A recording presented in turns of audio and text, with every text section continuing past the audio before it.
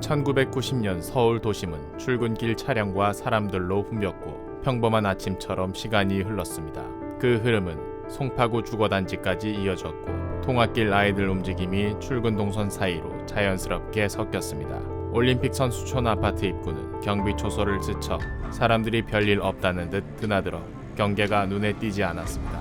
단지 안 유치원 방향 길목은 깔끔하게 정돈돼 있었지만 낯선 기척도 아이들 움직임 속에 쉽게 섞였습니다. 곽재은은 혼자 등원하던 아이였고 보호자의 손이 없는 걸음도 주변에서는 익숙한 장면으로 지나갔습니다. 바로 그 틈을 타 홍순영은 시선을 낮춘 채 단지 안으로 들어오며 유치원 주변을 어슬렁거리며 아이들 동선을 살폈습니다.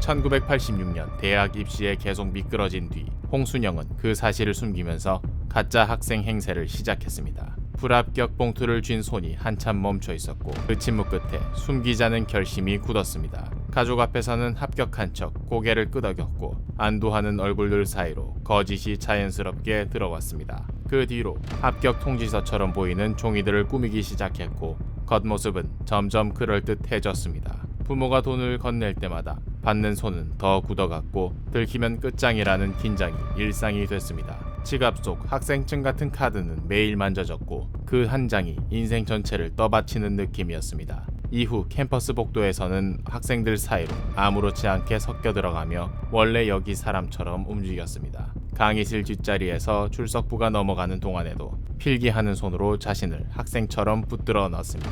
집에는 전공 서적이 쌓여갔고 그 책더미가 거짓을 더 단단하게 만들어줬습니다. 행사 인파 속에서도 빠지지 않으면서 소속감을 연기하는 얼굴이 점점 익숙해졌습니다. MT 버스 안에서도 단체의 일부처럼 앉아 지나가며 들키지 않는 법만 더 배웠습니다. 강의실과 도서관을 오가는 반복이 이어질수록 거짓은 일상이 됐고 정상인 척이 습관이 됐습니다.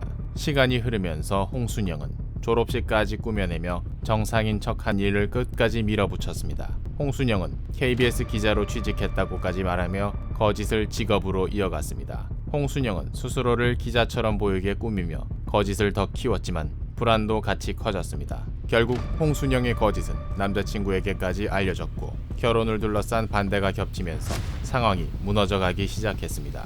돈이 급해진 홍순영은 남자친구의 환심을 되돌릴 큰 돈을 노리고 유괴를 선택했습니다.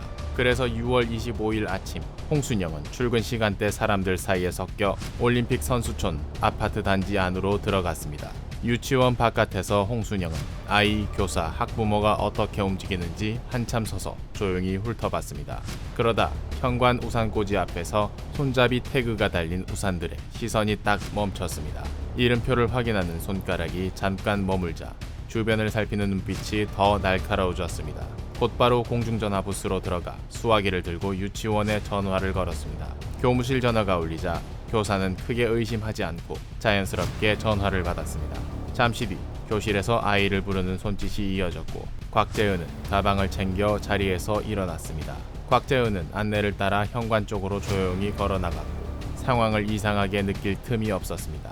홍순영은 곽재은의 이름과 반을 아는 사람처럼 전화했고 담임교사는 지인으로 오해해 곽재은을 별 의심 없이 하원시켰습니다. 단지 보행로로 나오자 홍순영은 아이 걸음에 속도를 맞추며 자연스럽게 방향을 잡아줬습니다. 홍순영은 엄마 지인인 척하며 빵과 음료수를 사주고 곽재은을 숙명여대 쪽으로 유인했습니다. 벤치에 앉힌 뒤 먹을 걸 건네며 말하는 척 분위기를 만들자 아이는 경계를 풀었습니다. 홍순영은 빵과 음료를 사주며 곽재은에게 집 주소와 전화번호를 알아냈습니다. 홍순영은 알아낸 정보를 바로 메모로 남겨 돈 요구에 쓰려고 준비했습니다. 홍순영은 곽재은을 자연스럽게 데리고 숙명여대 쪽으로 이동했습니다. 사람 많은 길을 골라 움직이면서 둘의 모습이 튀지 않게 만들었습니다. 이동하는 내내 홍순영의 시선은 곽재은에게만 고정돼 있었습니다. 숙명여대 인근에 도착하자 인파가 둘을 삼켰고 그 속에서 불안은 더 잘 가려졌습니다. 캠퍼스 보행로에서는 시선이 분산되는 틈을 타 아이를 데리고 더 안쪽으로 자연스럽게 들어갔습니다. 그리고 건물 뒤편의 좁은 길로 방향을 틀어 사람 기척이 줄어드는 쪽으로 천천히 옮겨갔습니다. 홍순영은 곽재은을 숙명여자대학교 음대 건물 옥상 쪽으로 데리고 들어갔습니다. 사람 눈이 덜 닿는 쪽으로 방향을 틀면서 주변 소리도 점점 멀어졌습니다. 그곳에서 홍순영은 곽재은을 목 졸라 살해했습니다. 그리고 곧바로 옥상 물탱크실 쪽으로 올라가 흔적을 숨겼습니다. 옥상 물탱크 구역은 밤이면 더 한산해 움직임이 눈에 띄지 않기 쉬웠습니다. 홍순영은 곽재은을 음대 건물 6층 옥상 물탱크실에 숨겼습니다. 홍순영은 곧바로 현장을 벗어나 일상 속으로 섞였습니다. 정오가 지나도 아이가 돌아오지 않자 집안은 차려둔 밥상만 남기고 분위기가 이상하게 가라앉았습니다. 어머니가 유치원으로 달려가 확인하는 순간 상황이 단순한 지각이 아니라는 게 바로 드러났습니다.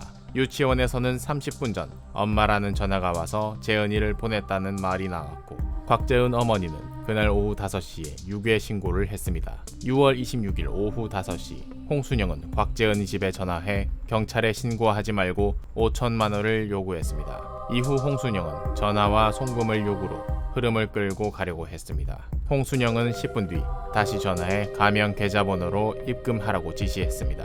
6월 27일 오전 곽재은 어머니는 먼저 500만 원을 송금했습니다. 6월 28일 오전 곽재은 어머니는 추가로 2,500만 원을 더 송금했습니다. 6월 29일 오후 2시 40분쯤 조흥은행이 아니라 구국민은행 본점 ATM에서 30만 원이 먼저 인출되면서 수사는 돈의 흐름을 따라 움직이기 시작했습니다. 같은 날 오후 4시 30분 홍순영은 명동 롯데백화점 본점 안 조흥은행 ATM으로 다시 갔습니다.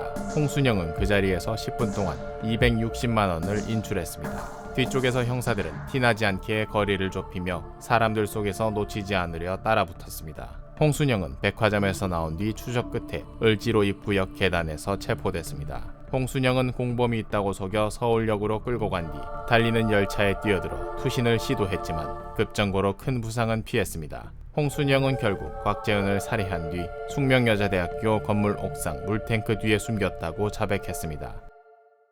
곽재은은 6월 30일 숙명여대 음대 건물 6층 옥상 물탱크에서 숨진 상태로 발견됐습니다. 현장은 곧바로 통제됐고 곽재은은 가려진 상태로 수습됐습니다.